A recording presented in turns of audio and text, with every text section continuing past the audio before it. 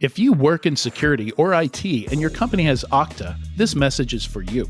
Imagine a world where only secure devices can access your cloud apps. In this world, phish credentials are useless to attackers, and you can manage every OS, even Linux, from a single dashboard. Best of all, you can get employees to fix their own device security issues without creating more work for IT.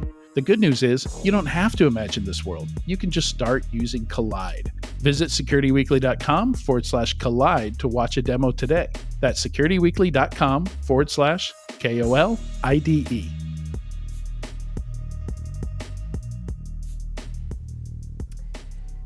Good Thursday morning, everyone. Here we are, another day.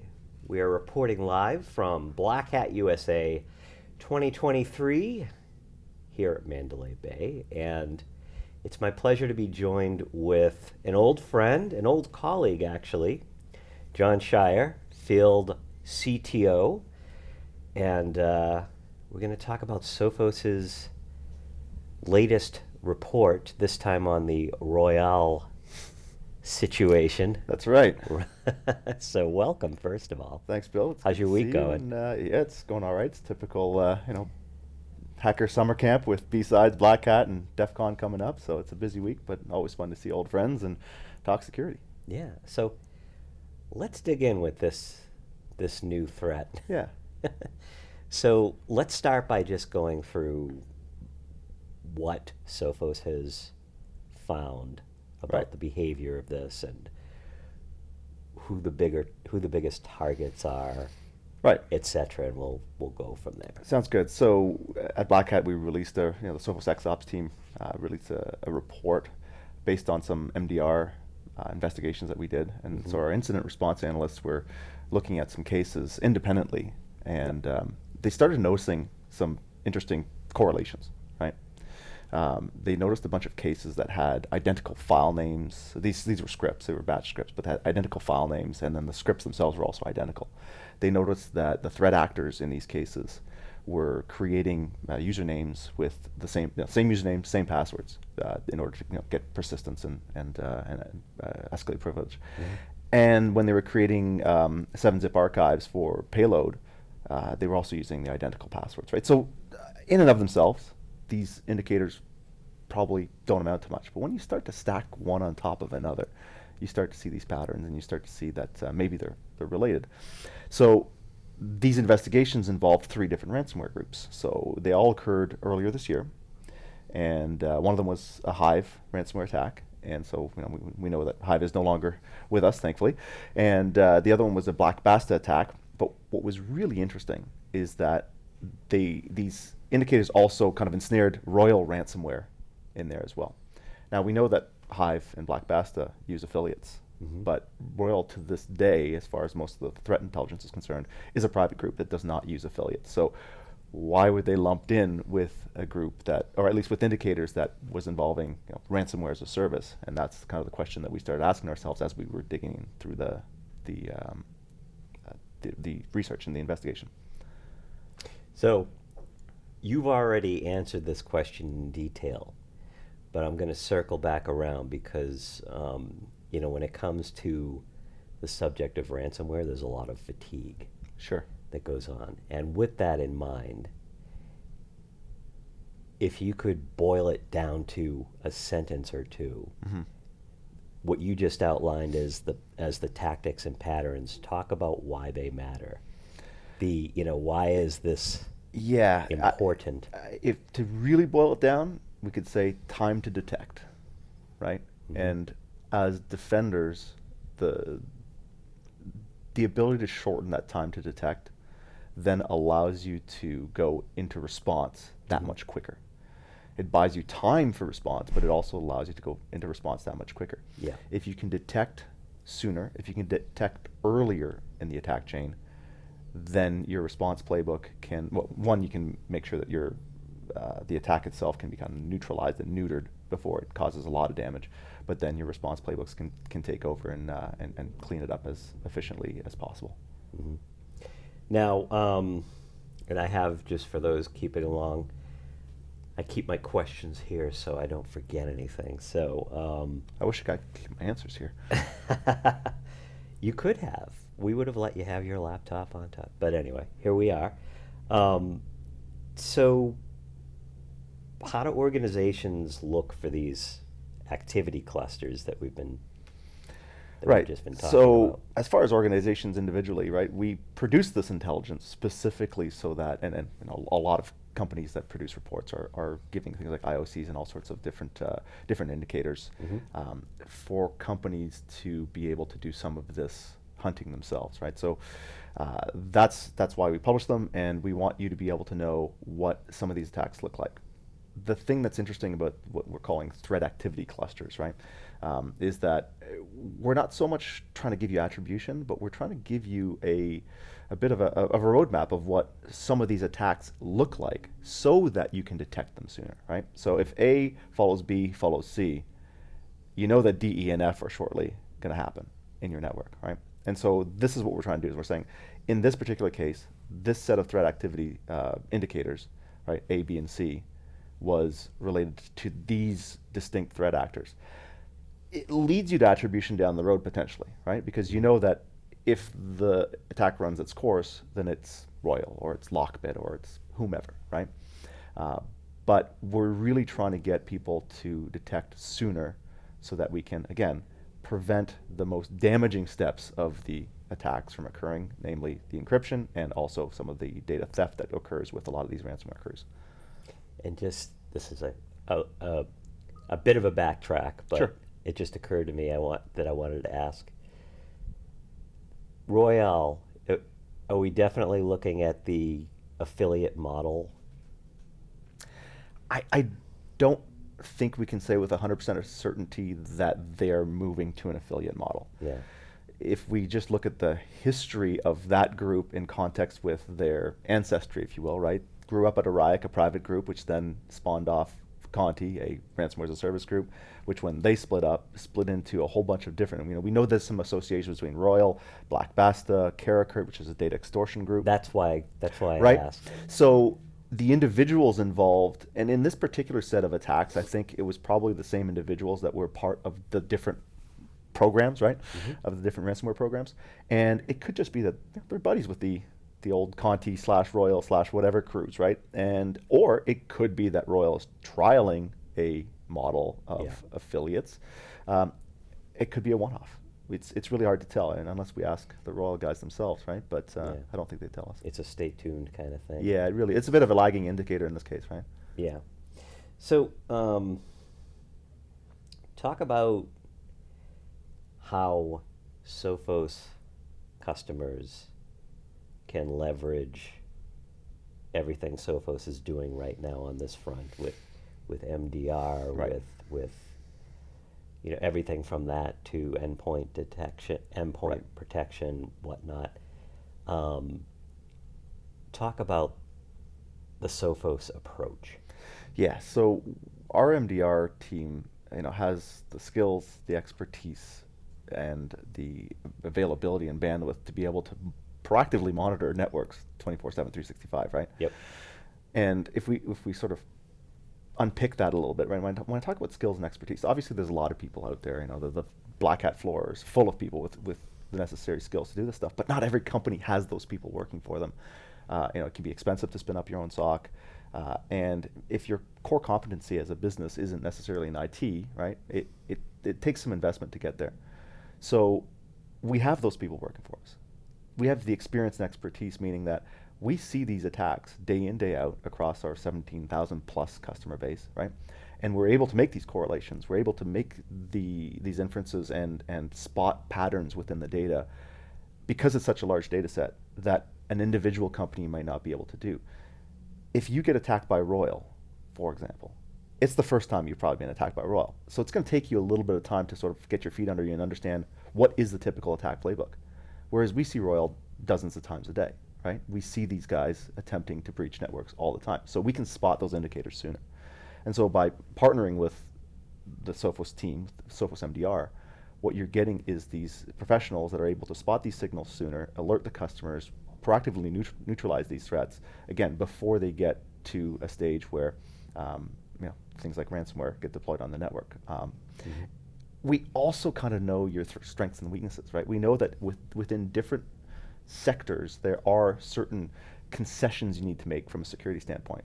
Think about healthcare, right? All the patient care machines. Right. You can't really have multi-factor authentication on those machines because people's lives depend on you being able to access the drug cart, the charts, those kinds of things. So let's architect your security a little bit differently, right? And so we know those kinds of things. And finally, we have the sector size and all sorts of visibility that if we see, let's say, a geographical, right? If we see a Spanish language campaign emerge, then we can also look in the rest of our Spanish-speaking constituency and see, is that campaign happening there as well? And if it's not, we can proactively get ahead of it to make sure that it's not successful in, especially if we think about going through the day, right? Yeah. Am I hearing right? You guys have an Active Directory report coming out? We have a report, an active adversary report. Did I just say Active Directory? You sure did. This is what happens 3 days into Black Hat for me. I feel you. I start to say one word when I meant another. But that slip is interesting because there's some very interesting Active Directory statistics within the report. I don't want to spoil. I don't want to scoop myself, but the criminals are very quickly going after Active Directory once they breach your network after the initial compromise. Yeah. But yeah, so the Active Adversary report is it's a study of all the IR cases that we undertake. So we released one of these back in April for the calendar year of 2022, and I just finished data collection and analysis for the first 6 months of this year. So it's going to be all fresh data and analyses on those cases as well, and we're going to compare and contrast those to some of the previous reports as well. And we will be here to write about that Sure when will. the time comes. This has been a pleasure. Before we go, I also want to mention anything more that anyone wants to learn about Sophos, about Security Weekly, please feel free to visit securityweekly.com/SophosBH, as in Black Hat. We'll be back.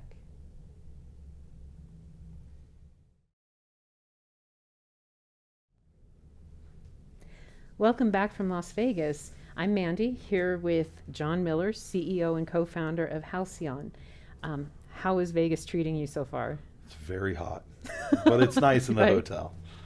It's true. I know Yeah. we get all the air conditioning all the time. Yeah, It makes great. it pleasant. Great conference, though. A lot of really interesting people here this year. Really? Feeling a lot of good traction and getting to talk with people? Yep. Lots of customers, meet new people. Overall, this is my 26th year in a row coming it out. really? It was DEF CON and before Black Right. Hat started, but yeah, Right. a lot of years. Wow. Congratulations. Yeah, That's pretty yeah, cool. Yeah. And I would imagine that you have a lot of people excited to speak with you in Halcyon because you focus on ransomware. Yeah, it's kind of the gaping head wound of our industry right now, right? Sure. And there are lots of companies that want to talk about it and how their technology has some portion that's applicable to ransomware. But Halcyon was really the first company to focus on ransomware specifically as a threat, the threat actors, and then build a solution that isn't trying to do everything, just mitigate that risk of ransomware to enterprises.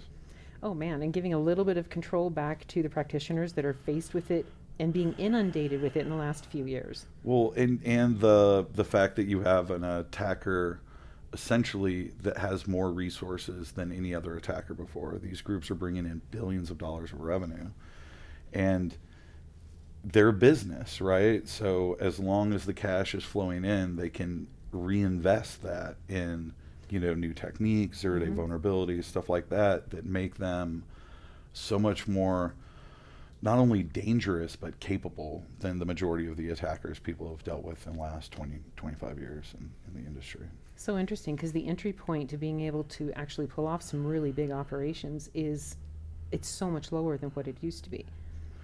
Yeah, well, automation has really come in, right? So, 20 years ago, if you wanted to carry out an attack like this, you had to build everything yourself, step by step. Sure. And it worked when, it was a task that was big enough for a single person or small group. But now, as security has evolved, it takes, larger or more sophisticated teams and it's really kind of changed the paradigm where they now have automation where the amount of destruction essentially they can deliver, the skill set to deliver it is not only lower than it's ever been, it keeps getting lower, right? They keep making it easier, they keep making it more available, and ultimately we're all the ones suffering.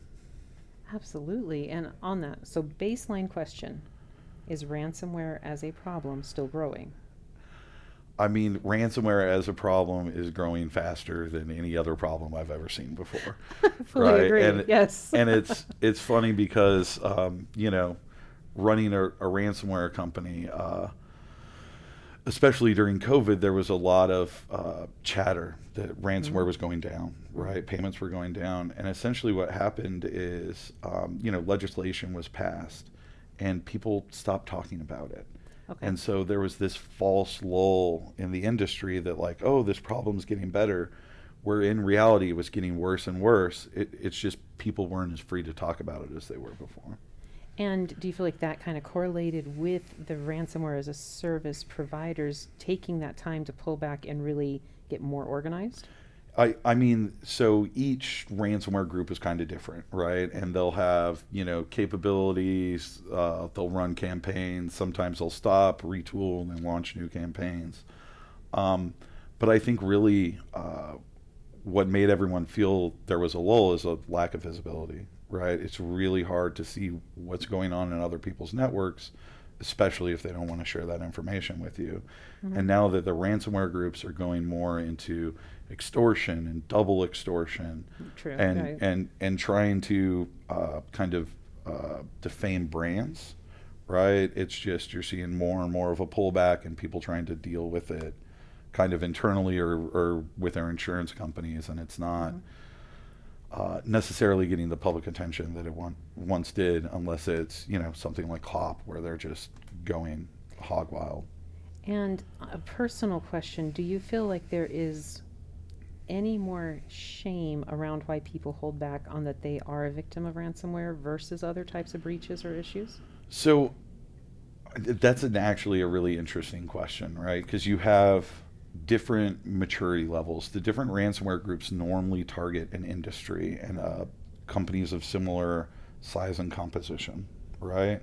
So you'll have groups like Lockbit that target big companies. Well, actually, right? and will you list some of the biggest ransomware as a service organizations that you've seen? Yeah. I mean, Lockbit, Clop. I mean, we've been dealing with Akira, Phobos a lot. Royal. I mean, there's just so many of them, right? Like we could be here all afternoon just listing off names. The interesting thing is when it comes to capabilities, the really advanced groups like Lockbit, when you compare their capability to a less advanced group, right, that is going after SMBs and are asking for ransoms in tens of thousands of dollars instead of millions. Essentially, the tech is still very, very similar. Okay. Right? It's more the maturation of the organization, right? Like, for the first time, these aren't individual criminal actors. These are companies, right? With CEOs and employees, and people have roles. Yes. It's a completely different paradigm than we've really dealt with before in the cyber industry. Absolutely. And in that, I feel like when I was doing research and you're learning more about what's going on with ransomware, really understanding that ransomware as a service was becoming grabbing such a viable foothold as an organizational model for people to continue to be successful in the nefarious acts. Yeah. It blows my mind. It's a channel sales model, right? Yes. I've built the software. You go out and sell the software. I take a piece. You take a piece, right? And it gives them that scale, right? They can scale much wider than what they can do as a lone group. And then those affiliates, right? The ones where you're not necessarily part of Lockbit or Akira, but you join them and they give you the tools to use. Right. You end up as a group where you have multiple different ransomwares you can throw. Like I was talking to a customer this week where they were under a ransomware attack, and the attackers couldn't get the ransomware to run. Mm-hmm.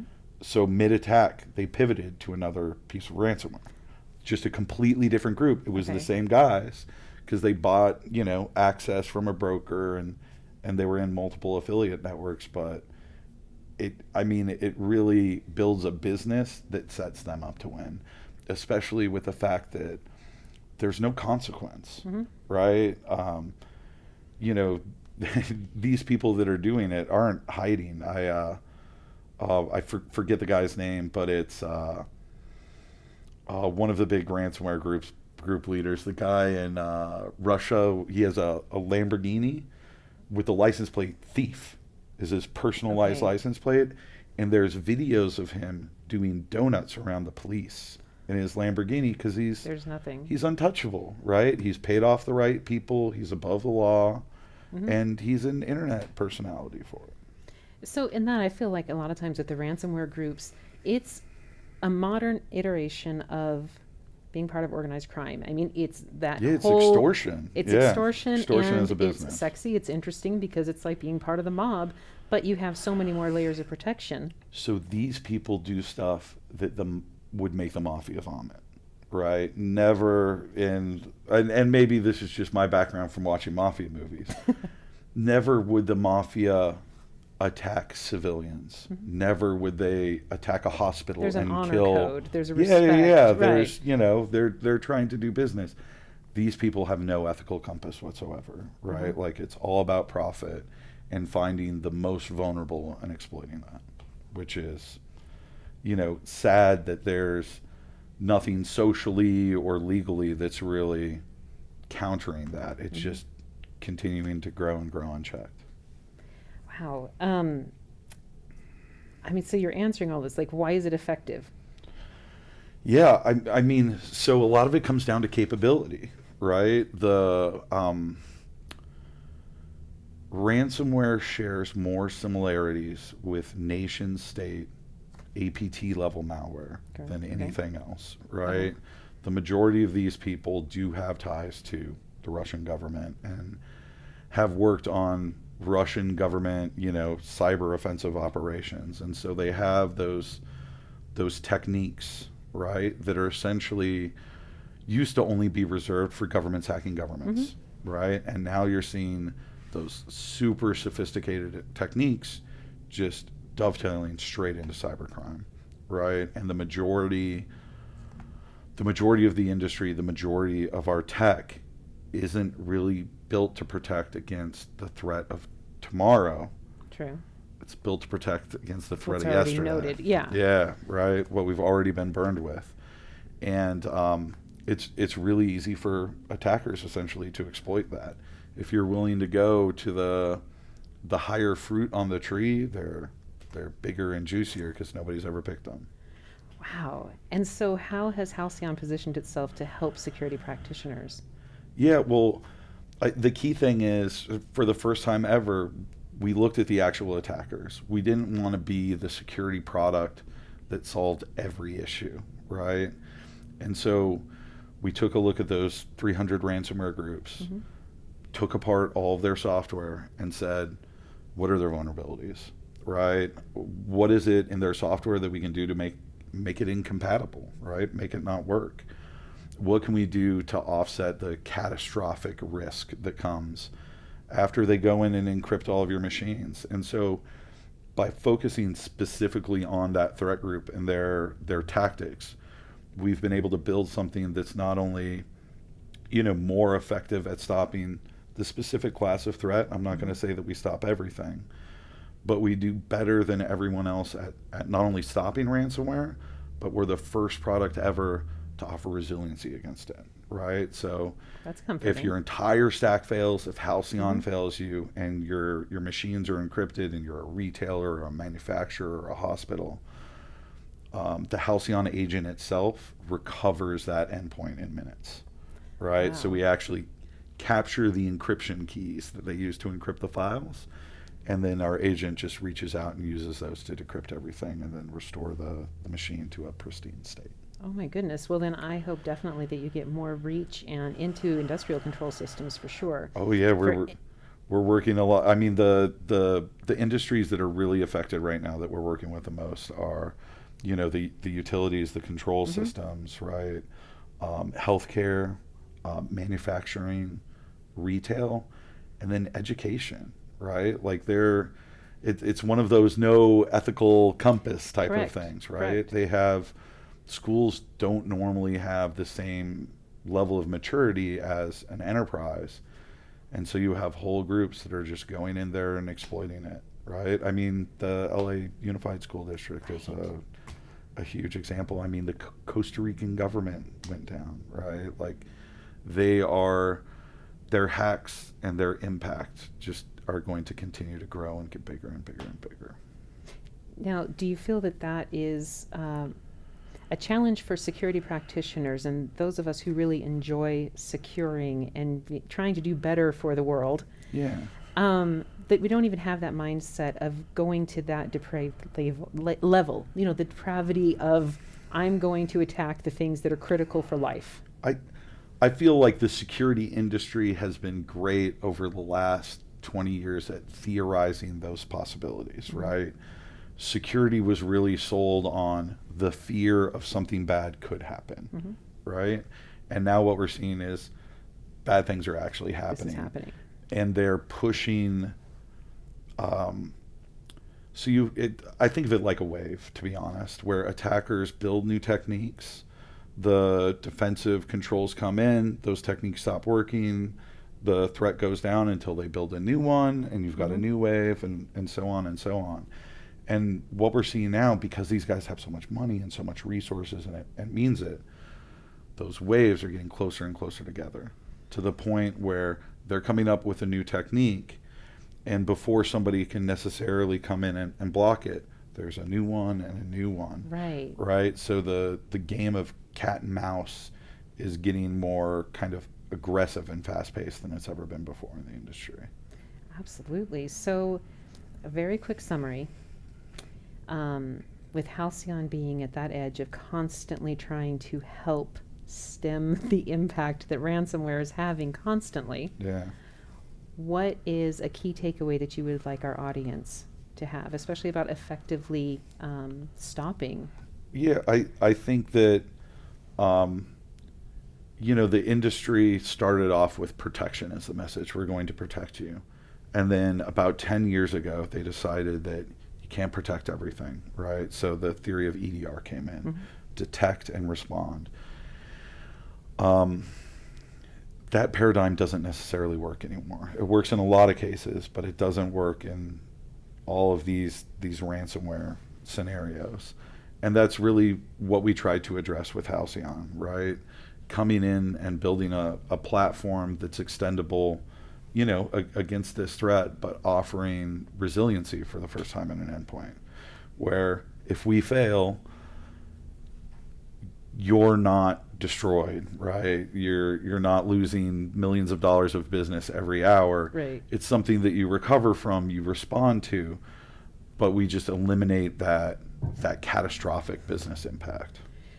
So in the event that it happens, it sounds like Halcyon is providing kind of a silver lining that at least there's something to go back to.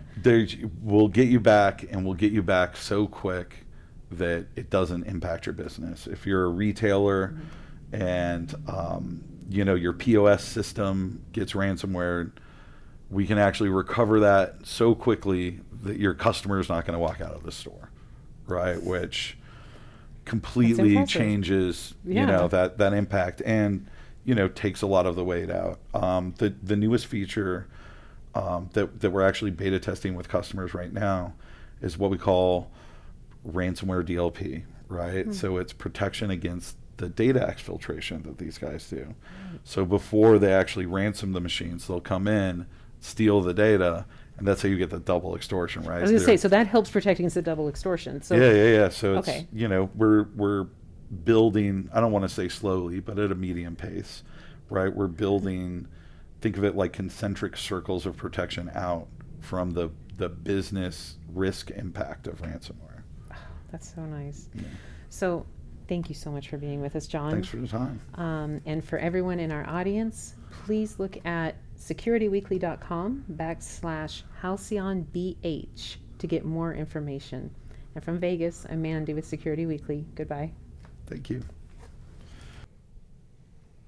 Hey, welcome back to Black Hat USA 2023 here in Las Vegas, day 2.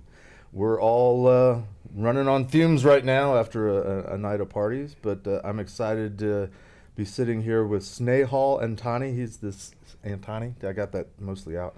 CEO and co-founder of a company called Horizon3.ai. We actually got a chance to meet a little bit last night and talk about what we were going to talk about today, and hopefully we'll have a good discussion. Welcome, Snehal. Thanks. At this point on Black Hat, I'm mostly full of bourbon and bad decisions, so see how the rest of the day goes. Well, it might have been a bad decision to come on here, and we're going to talk about pen testing. Yeah, absolutely. What are you doing in the world of pen testing? So kind of my background, I grew up on the defensive side, solutions architecture, enterprise architect, CIO, and in all of my jobs, I had no idea I was secure until the bad guy showed up. And I needed to verify my security posture and articulate we were secure to our bosses.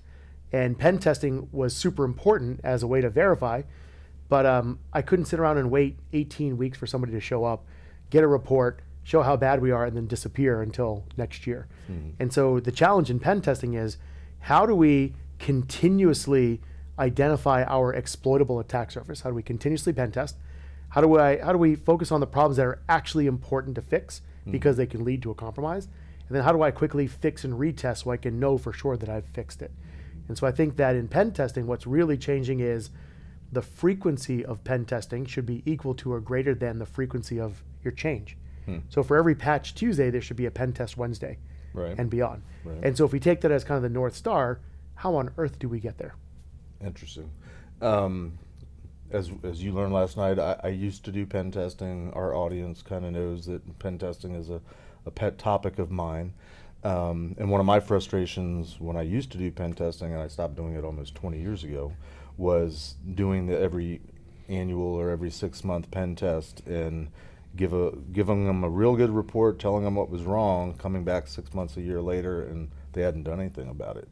So it's interesting that you're seeing the same problem, but from a slightly different angle. What's your take on how to fix that? How to address that? I think you got a few things. One is what is the compelling reason to run more frequent pen tests? Let's just start there for a moment. Well, let's start with, give us for the purposes of our conversation, what do you call a pen test? So if you kind of keep it real simple, can a specific technical objective be achieved, like domain compromise, host compromise, or so on, that can lead to a compromise of your uptime, compromise of your information, or a compromise of your access? So a pen test involves some sort of an objective or goal. Right, so you have to start with what are the objectives or goals that can be achieved, and how do those objectives and goals matter from a risk standpoint for the business. And then once you understand the objectives or goals, what are what is the exhaustive list of ways an attacker could have gotten there? Right. And I think the important word there is exhaustive, because the other issue of pen test is if you've got 100,000 hosts, you can only afford to test maybe a small slice of it. Right. And so you're going to get a real narrow slice, but think of all of the dark aspects of the infrastructure you haven't tested. So it's not just to achieve a goal once and ring the bell, it's all of the exhaustive attack paths that lead to that particular goal you're trying to achieve. And I'm sure you've never heard, we had to patch all of them? Yeah, that's the other thing. And the other part is the big evolution here is attackers don't hack in with CVEs anymore. They log in with credentials that they've harvested. And your credential attack surface has grown significantly, made worse by open source intelligence, password reuse, and other techniques like that can lead to compromise in ways that most tools are not tuned to detect. Yeah, and it's funny because when I was doing it, cracking passwords was a thing because they were in world readable files, they were in the memory of the systems. It was back in the Unix days. So if you could get something to crash and create a core dump, it was all there. Yeah, so it was very simple to run a crack program. But I was talking to some of my pen test buddies in the last couple months, and I'm like, do you actually do password cracking anymore? And they're like, once in a long while. But yeah, there's other ways to harvest the credentials that are equally effective. And why do the one thing if something's easier for you? Well, here's an example. So HP ILO, well, we were a big HP storage company when I was in my previous jobs. HP ILO is basically this virtual appliance used to manage, hardware. Difficult to monitor because it's a custom OS. You're not installing traditional agents on it, and difficult to patch because it's just one of those components that people don't patch very regularly. Gotcha. So in one of our pen tests, get code execution on ILO, it stores all of its credentials in clear text in memory. So all you had to do was dump that particular process. You've got all these clear text credentials, many of which are service accounts. Right. And then from there, you can snowball that into adjacent machines and compromise. Right. And it's Dell iDRACs are the same way, HP ILOs are the same way. And attackers know this. There are blind spots in your environment. Target the blind spots. It's an easy way to get creds. And once you've got creds, you can do all sorts of things with it. Very much the way it used to be. So it's good to know that the methodology continues. There is a way to do a pen test. There's a way to emulate the attack strategy, and the attackers are going to do what they do, right? So tell me a little bit about Horizon 3.ai. Yeah, so with Horizon 3, our roots came from our time serving within the special operations community. So I'd left Splunk as CTO, joined the special operations community, and cybersecurity was part of my portfolio amongst other things. And the challenge is I couldn't articulate our security posture accurately. And so we had red teams come in, and they showed up, punched us in the face, show our holes. The report looked very similar to last year's report, and then they disappeared. And then after we fixed those issues, I said, hey guys, can you come back and retest to make sure we fixed them? And the firm laughed at us. They're like, no, there's an 18-month wait. We'll come back and see you at the end of next year. I said, well, this is silly. The key part of pen testing isn't finding the problems. It's quickly fixing and retesting to make sure that they've been remediated. Right. And how do we accelerate this find, fix, verify cycle? The other big leap of faith was in infrastructure pen testing. That was my biggest attack surface. That's what I was worried about. Custom applications, important, but I can mitigate that through SAST, DAST, and other types of techniques on custom code. But infrastructure is where my biggest blind spot was. And the more I looked at infrastructure pen testing, it was clearly a graph problem, which is, attackers think in graphs, defenders think in lists.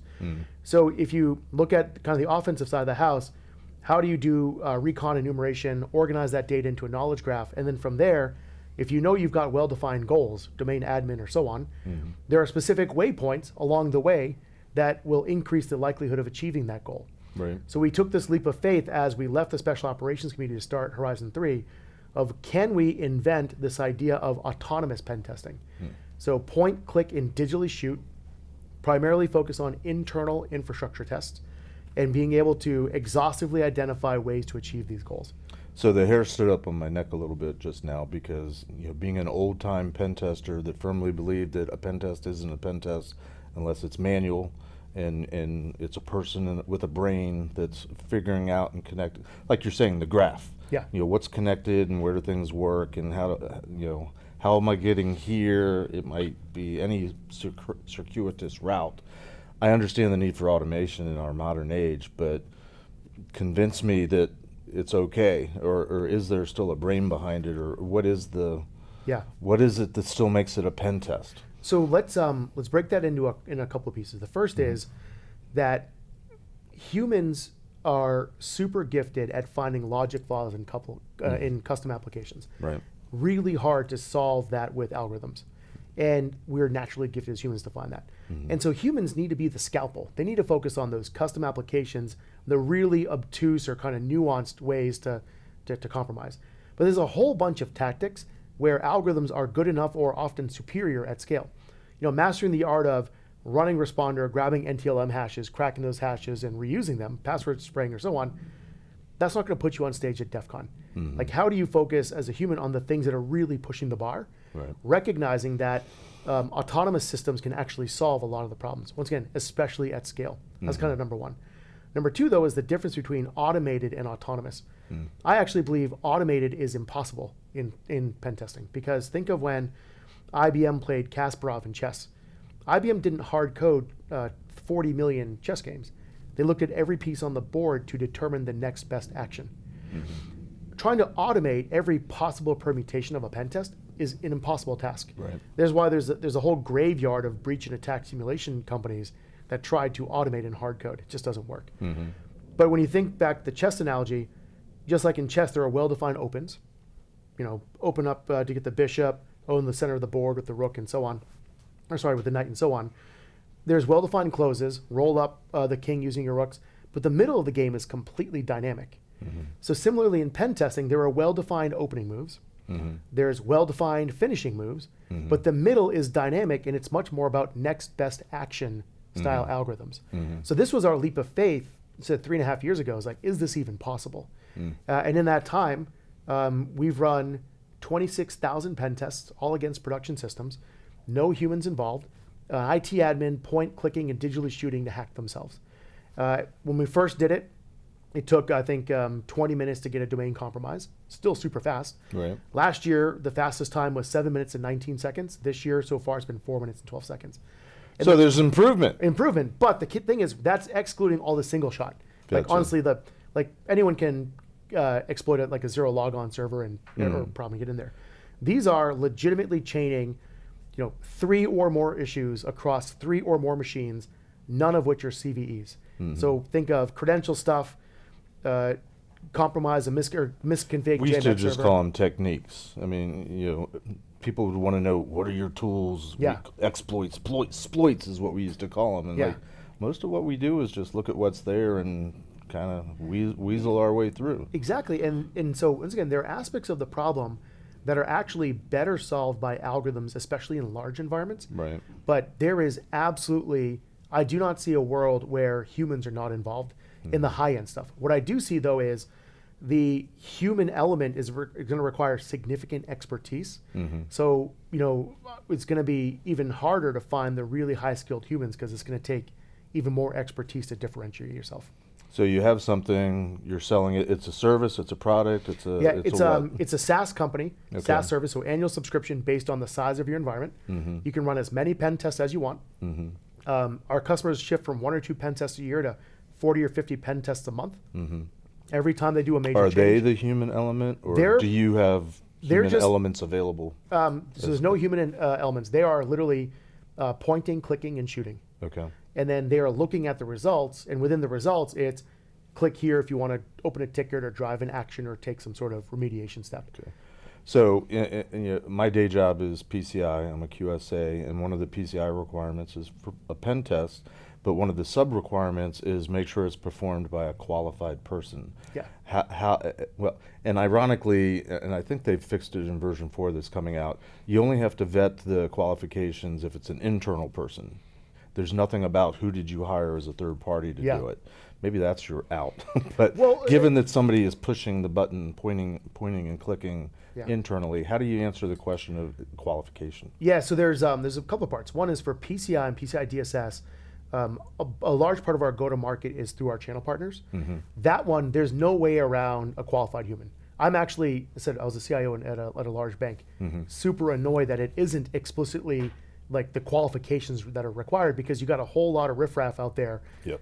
that really do mediocre vuln scans and a little bit of Nmap, which agitated me as a customer. Nessus with a cover page. Right. Come on now. So let's break up the trigger for running a pen test. In that case, for PCI DSS, because it requires a human, you should have a human go off and actually be involved. And we actually offer that specifically for PCI DSS. But for SOC 2, DORA, CMMC, and so on, that's not the requirement. Okay. It doesn't actually say that. The other part too, though, is most of our customers, while they're answering compliance questions, run us to proactively secure their environment, improve their security posture to their board and their leadership. So PCI DSS is not the compelling driver to run pen tests. It is a step along the way. The compelling driver is truly proactively reducing your exploitable attack surface. Great.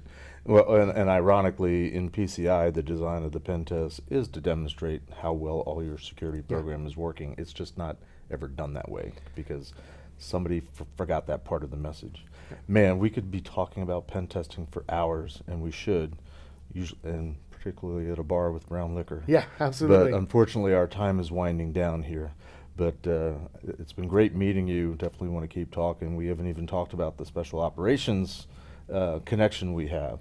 But that's going to wrap us up for this session. If you want to learn more about Horizon 3, go to securityweekly.com/Horizon3AIBH. Thanks a lot. Thanks. All right. Stay well. Thank you.